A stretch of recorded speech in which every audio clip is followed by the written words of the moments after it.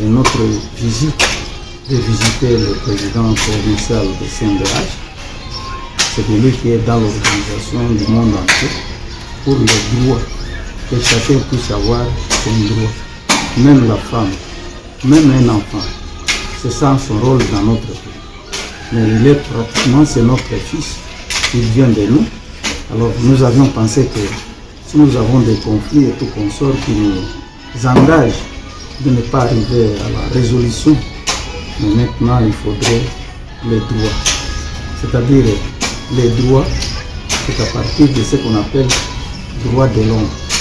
Droit de l'homme, en bref, c'est CNDH. Mais dans tout le territoire, et si au niveau national, ce que moi je veux de Kinshasa, j'ai déjà collaboré avec le président national de CNDH. Nous sommes venus de lui mandater qu'il prenne un peu ces droits-là, de remettre chacun dans les résolutions des conflits quotidiens. Que chacun puisse avoir son droit. Celui qui a les droits, qu'il prenne les droits. Et celui qui n'a pas les droits, il ne réclame pas les droits. C'est ça, moi, je pense, notre objectif de nous rencontrer. Mais nous avons le ministère de l'Intérieur, nous avons les gouverneurs, ils vont toujours nous accompagner parce qu'ils ont besoin de la paix. Et puis, ils ont besoin de quelqu'un qui peut aussi se soulever. On ne laisse pas pour simplement, c'est le gouverneur, non.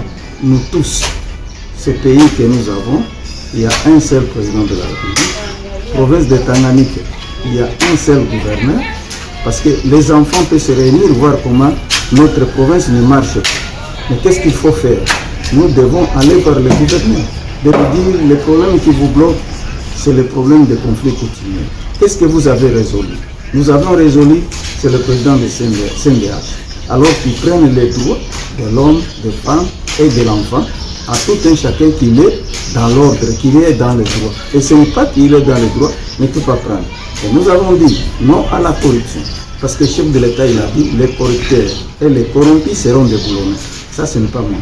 Lui-même aussi, le chef de l'État, il m'a chargé, moi, avant que j'arrive ici, pour faire corriger les erreurs du passé, ne se produisent pas dans ce deuxième mandat que nous avons.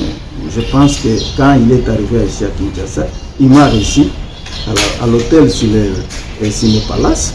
Qu'est-ce qu'il a dit? Nous tous les chefs coutumiers, il a dit non.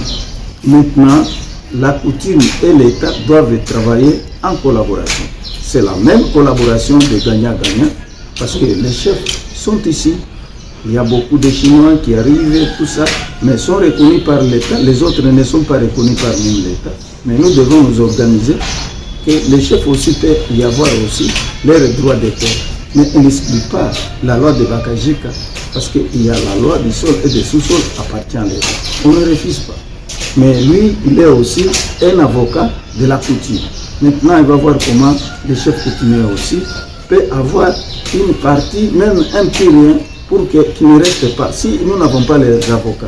Mais maintenant, tout ceci, ça va continuer la pauvreté aux chefs coutumiers.